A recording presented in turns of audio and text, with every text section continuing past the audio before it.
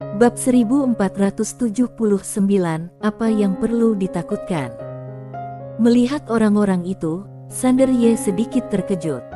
Dia menoleh ke arah Gujina Sui dan berkata, "Kamu bahkan tidak membicarakannya denganku." Gujina Sui berkata, "Kamu tidak tahan, jadi itu bukan tanggung jawabmu.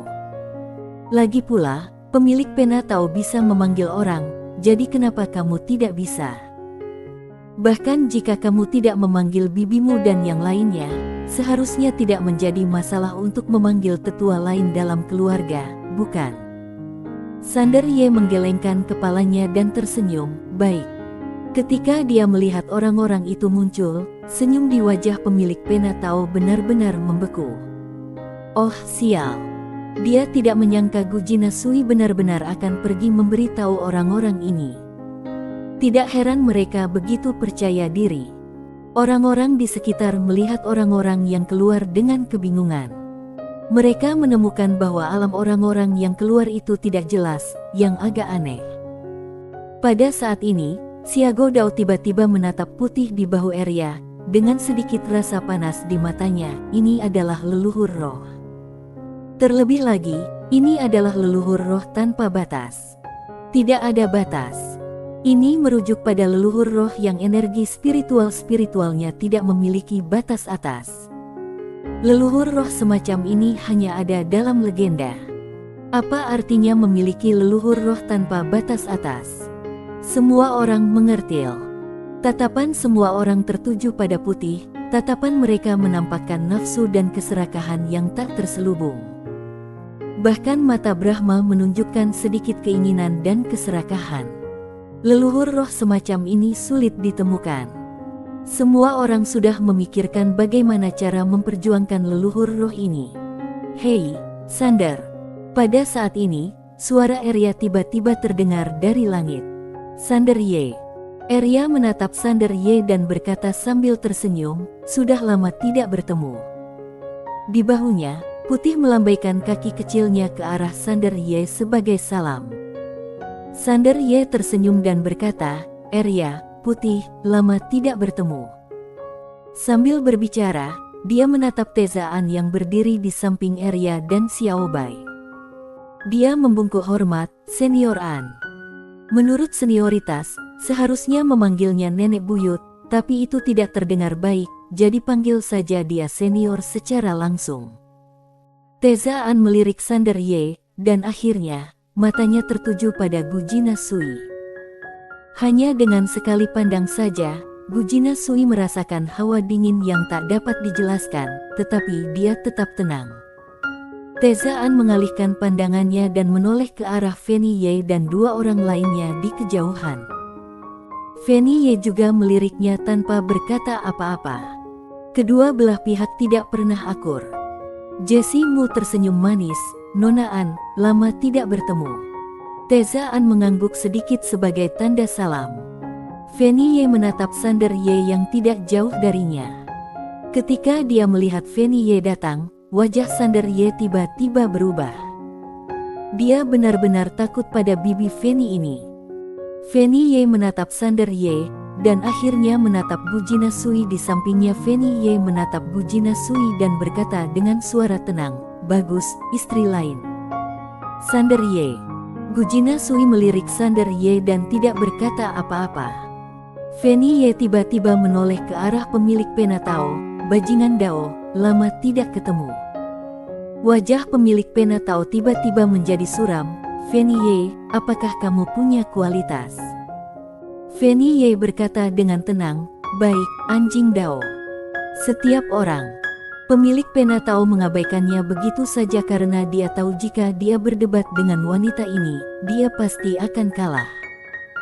Feni Ye melirik ke arah para master teratas di belakang pemilik pena Tao dan berkata sambil tersenyum, "Anjing Dao, apakah kamu sudah selesai? Kamu telah membuat masalah sejak zaman saudaraku sampai sekarang. Apakah kamu tidak lelah?" Pemilik pena Tao berkata sambil tersenyum, "Revolusi belum berhasil, bagaimana mungkin aku berkata aku lelah?" Feni Ye mengacungkan jempol, "Anjing Dao, kamu benar-benar sabar. Pemilik pena Tao berwajah sehitam arang. Tu di sebelah Fanny Ye melirik Aula di kejauhan dan mengerutkan kening. Fanny Ye juga melihat ke arah Aula, matanya sedikit menyipit dan pedang di tangannya sedikit bergetar. Sang pemilik pena Tao tiba-tiba tertawa dan berkata, "Aku tidak menyangka Nona Sui akan memanggil kalian semua ke sini. Tetapi, tampaknya kedatangan kalian tidak ada gunanya." Fanny Ye tiba-tiba menghilang dari tempat itu. Jelek. Cahaya pedang tiba-tiba menebas ke arah pemilik pena Tao. Ketika pedang ini diayunkan, ruang dan waktu di lapangan benar-benar terkoyak.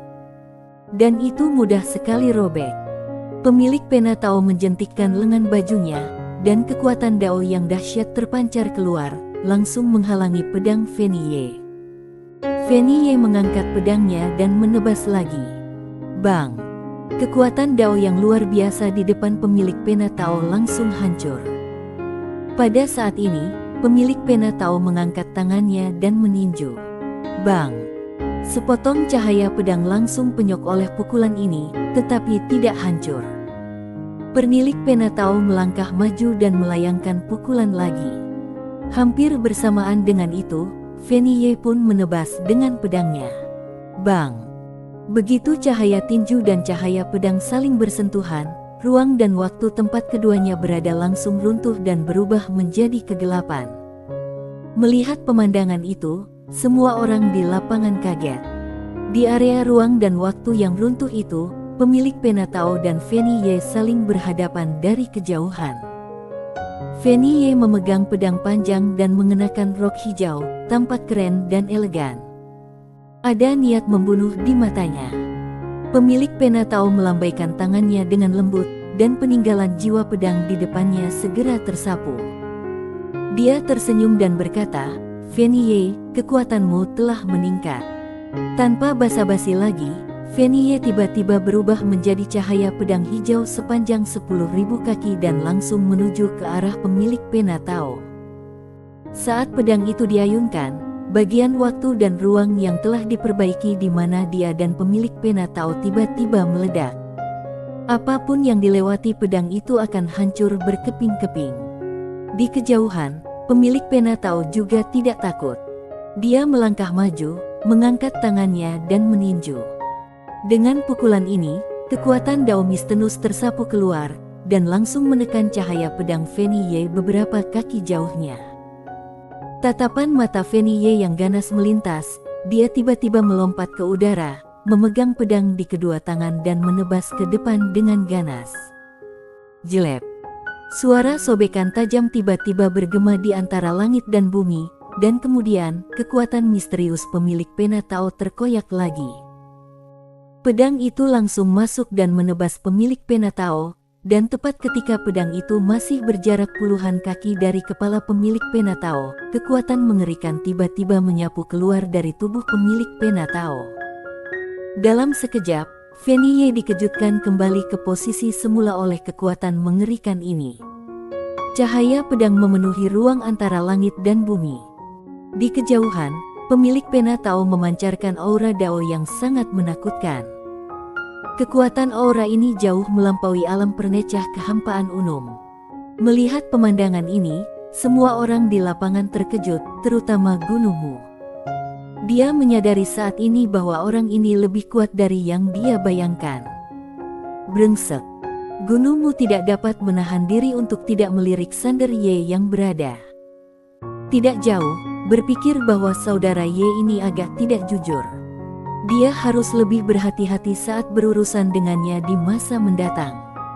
Sander Ye menegang pedang King Xuan di tangannya. Dia menatap pemilik pena Tao dan Fanny Ye dari kejauhan. Intuisinya mengatakan kepadanya bahwa pemilik pena Tao masih belum menunjukkan kekuatan aslinya. Orang ini bersembunyi terlalu dalami. Perhitungannya terlalu dalam.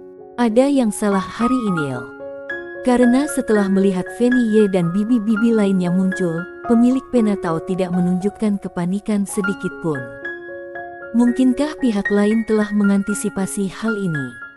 Di sampingnya, Gujina Sui tampaknya tahu apa yang sedang dipikirkannya dan tiba-tiba berkata, dia seharusnya sudah mengantisipasi hal ini. Dia masih punya kartu truf. Saat dia berbicara, alisnya berkerut dalam. Sander Ye tersenyum dan berkata, "Jangan khawatir."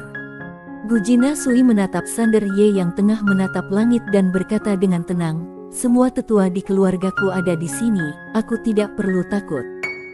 Gujina Sui. Sander Ye memang tidak takut, karena tidak ada satupun tetua di keluarganya yang sederhana. Dia tiba-tiba menemukan bahwa menjadi raja pendukung tampaknya cukup memuaskan. Pada saat ini, Arya datang ke sisinya tanpa sepengetahuannya.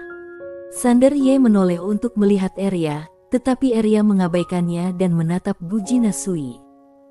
Akhirnya, dia menyentuh perut Gujina Sui dan bertanya, apakah dia laki-laki atau perempuan?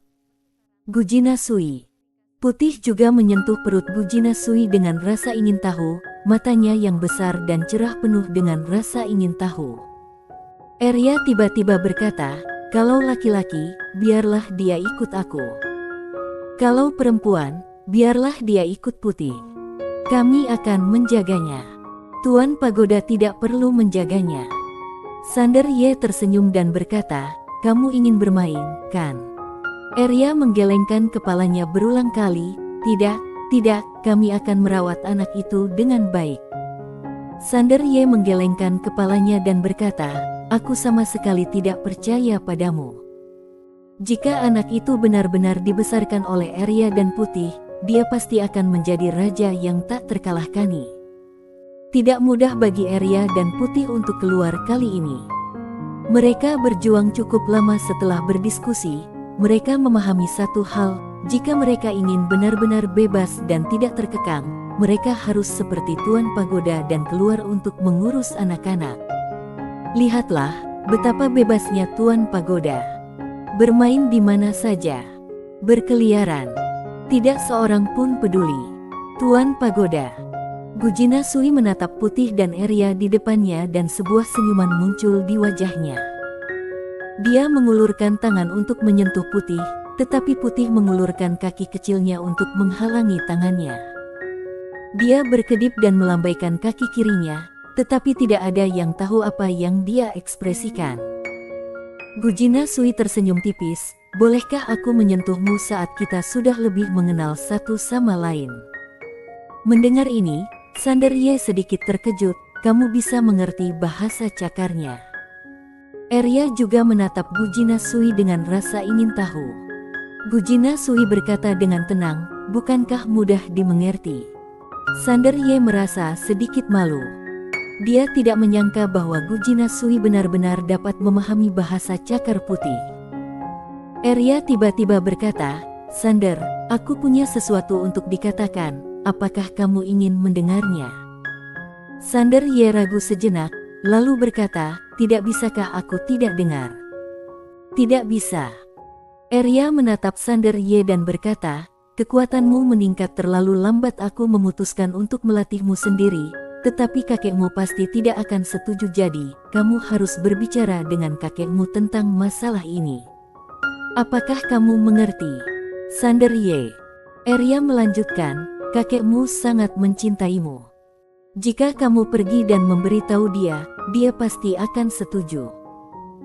Jika dia tidak setuju, kamu bisa berlutut dan memohon padanya, lalu katakan padanya bahwa kamu tidak ingin bermarga yang lagi, melainkan Ye, dan bahwa anakmu juga harus bermarga Ye." Putih menatap Arya dengan tak percaya, sambil melambaikan kaki kecilnya.